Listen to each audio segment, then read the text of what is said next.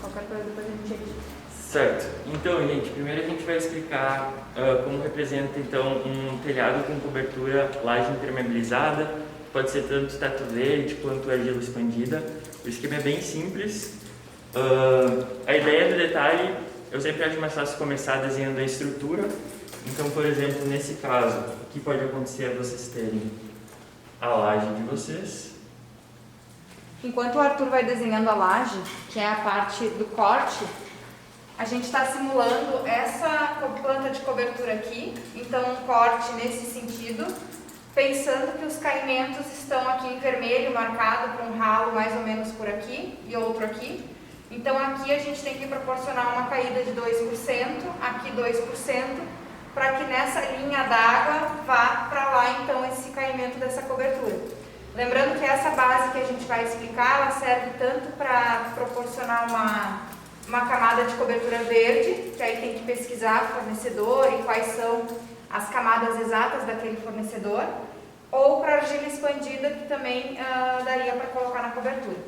Então isso que o Arthur está desenhando agora é a parte da laje treliçada, que então vocês têm ou vigota tavela ou treliçada, e o sentido do corte dela é importante estar de acordo com o sentido do corte que vocês tenham no desenho da planta de forma de vocês.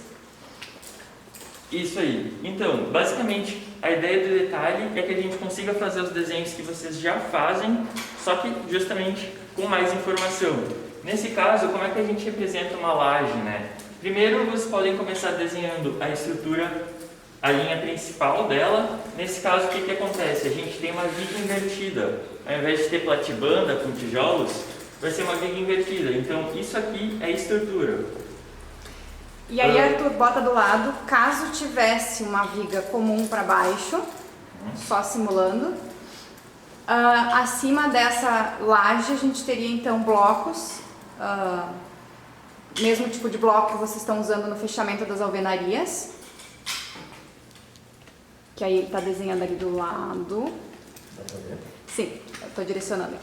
E aí, no bloco em corte, tem que ficar atento que ele tem, né, um desenho de vazios internos, então vocês têm que imaginar esse bloco em corte, aí a gente está falando um pouco de visão espacial também.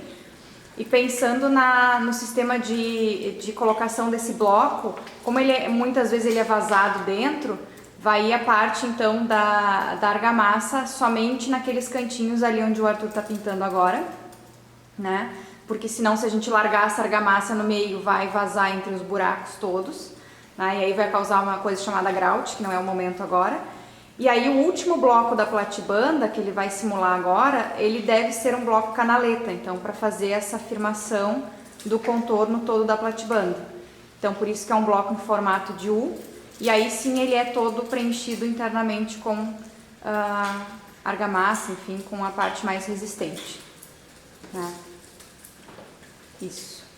Tá, então os dois sistemas de platibanda funcionam. E é por isso que nas correções do anteprojeto eu marquei para vocês que o último bloco é achurado, né, na escala 1 para 100, porque ele representa essa ideia sempre de uma amarração em platibandas ou acima de portas, janelas, assim por diante.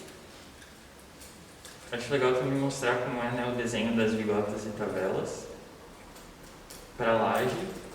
Existem dois sistemas, na verdade, que vocês podem usar. O primeiro seriam com tavelas cerâmicas, que a gente representa assim. São quase linhas duplas e no centro a gente tem esses vazios, justamente por ela ser cerâmica. Ou então um desenho que é um pouco mais simples e também funciona, seria a vigota, na verdade o EPS, né, que não deixa de ser um isopor, e que ele é representado bem como está aqui. É basicamente o mesmo desenho externo, só muda a representação interna. O EPS ele é normalmente tracejado para mostrar que é algo cheio, enquanto a vigota cerâmica, a tabela cerâmica, ela possui esses furos. Bem tranquilo. Perfeito. Depois de ter desenhado então a estrutura principal, o que é legal fazer é a gente começar a pensar em como vai proteger, por exemplo, a nossa platibanda ou então a nossa viga invertida. Para isso, vocês já devem ter visto em telhados, etc., que existe um rufinho metálico. Tem gente que chama de algerosa, enfim, pode também ser de pedra, mas o mais convencional ainda e barato é o metálico. A gente representa ele, na verdade, de uma forma um pouco diferente, ele não é só uma chapinha por cima. O que acontece, na verdade, ele é duas peças metálicas, eles são duas peças metálicas. A primeira tem mais ou menos esse desenho aqui. E o que acontece? Então, a gente tem ela em corte aqui e o pessoal vai pregar, enfim, parafusar ela na estrutura. Só que no momento que a gente parafusa ou prega essa chapa metálica e chove, vai acabar rolando uma infiltração ali que pode danificar o projeto de vocês. Então, além de ter isso, e justamente por isso que essa peça tem essas perninhas, eles põem mais uma chapinha metálica em cima e ela tem um encaixe sem parafuso na peça de baixo, ela clica na peça de baixo. Então isso evita que aconteçam essas infiltrações. Procurando na internet, no Google, tem vários exemplos disso, se não ficou muito claro, é bem fácil de entender. Outro detalhe bem importante que o pessoal normalmente acaba esquecendo nos desenhos é que, imaginem comigo, a gente está cortando então a platibanda aqui. Isso quer dizer que em vista lá atrás a gente vai estar vendo ela também. Ou seja, a gente tem que ter bem fraquinho aqui, ó, duas linhazinhas, mostrando ela em vista lá atrás, porque ela vai acontecer ao redor de todo o telhado. Outra coisa importante, ela tem um mini caimento aqui, de mais ou menos 1 ou 2%, depende do projeto. Para justamente a água então, que cair aqui em cima não ficar pingando para fora, mas cair para dentro do telhado ou enfim, da estrutura de vocês. A gente está, nesse caso, então, como a gente falou, fazendo a laje impermeabilizada, que nada mais é que uma série de camadas sobre a estrutura que vão proteger o telhado de infiltrações da chuva. A primeira camada que a gente tem, isso vale também para, enfim, os próximos exemplos que a gente fizer, ela é uma camada chamada de regularização. Regularização por quê? Porque justamente ela vai regular o nível, digamos assim, da superfície de vocês. Ou seja, ela que vai dar o caimento para que a água que está aqui, por exemplo, vai escorrer para, sei lá, o duto de queda do telhado de vocês. Então a regularização, normalmente, ela tem uma inclinaçãozinha. E outra coisa importante que ela tem de função é evitar cantos duros. Então ela faz essa curvinha na estrutura para que as partes superiores, que a gente já vai explicar, não acabem rachando ou também fissurando e prejudicando. E essa altura da regularização vai depender do comprimento dessa laje e do cálculo dos 2% que cada um fizer na sua planta de cobertura. Então pode ser que ela seja mais alta em algum ponto ou mais baixa, daí depende de cada um quantas quedas foi fazendo, quantas dobraduras, digamos, foi fazendo nessa laje e quantos ralos foi estipulando. O importante é que se observe a planta de cobertura e se bata com o setor do corte que a gente vai estar detalhando. Isso aí. Em cima, então, da regularização, o que a gente tem é uma camada chamada impermeabilização. A impermeabilização ela pode ser feita com manta asfáltica, emulsão asfáltica. A diferença é que a emulsão é uma tinta, tipo um piche, e a manta já é uma espécie de um tecidão, assim, um rolo que o pessoal põe na cobertura. A representação dela mais comum é um tracejazinho, vocês já devem ter visto em alguns exemplos. E a função dela é literalmente, né, impermeabilizar e proteger o telhado. A gente utiliza, vocês vão perguntar, né, prof, quanto é a espessura de regularização? Aí a gente está falando de uma variação de até às vezes 10 centímetros, né, dependendo da laje que a gente está cobrindo, né, se for muito extenso, esses 2%.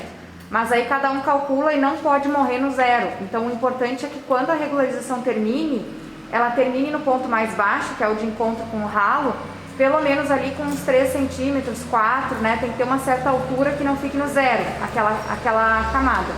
E aí vai subindo em 2% e chega no final. Isso vai regular a altura da platibanda de vocês. Já a manta de impermeabilização, ela varia ali no nosso CAD, digamos, a gente pode colocar 0,5 centímetros a 1 milímetro, né? Desculpa, 1 centímetro. Que aí a gente consegue dar uma espessura para ela muito próxima da realidade. A gente tem mantas de meio, de 0,8, de 1, né, e assim por diante. Isso. Outro detalhe importante da impermeabilização, ela costuma entrar um pouquinho, seja na platibanda ou na viga invertida de vocês para proteger melhor a estrutura.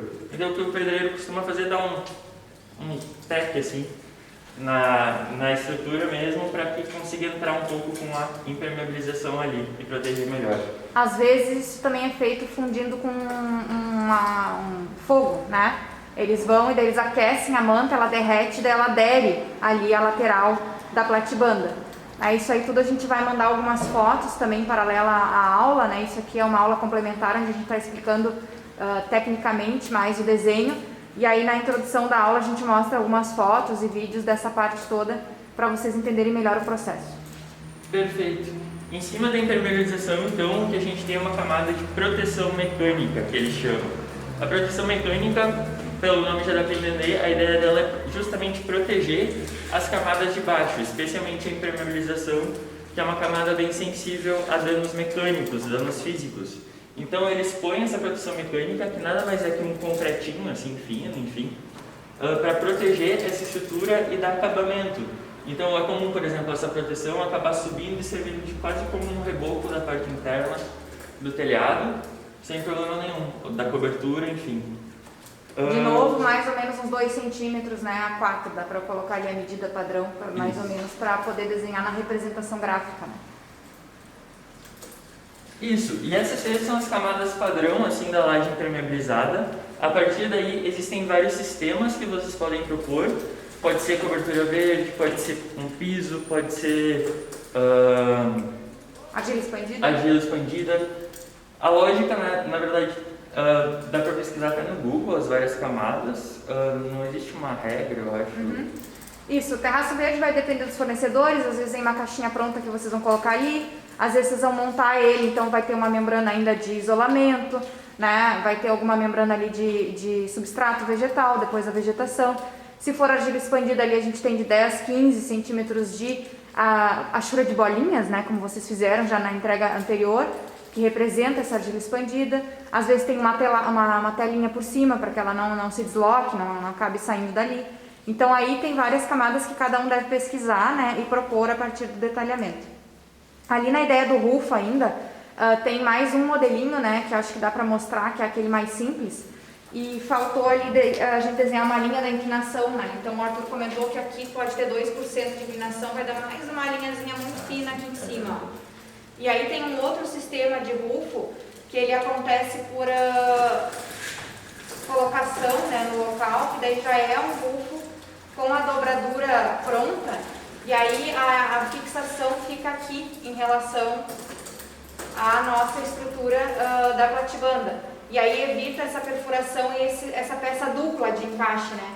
Então essa aqui é uma peça mais cara, mais sofisticada, né, que funciona super bem, mas essa aqui é uma peça com a dobradura da chapa metálica, né? E aqui a gente está falando de milímetros, às vezes no CAD pode ser uma linha mais grossa, ou pode ser um offset muito pequenininho, né, para representar que a gente está falando de uma chapa metálica aqui. E aí o parafuso vai na lateral para evitar que entre água, porque aí quando chove essa voltinha protege então a água de infiltrar nessa perfuração. E aí seria, né, isso colocado aqui. Então essa descida vai ser mais ou menos aqui e vai ter a fixação.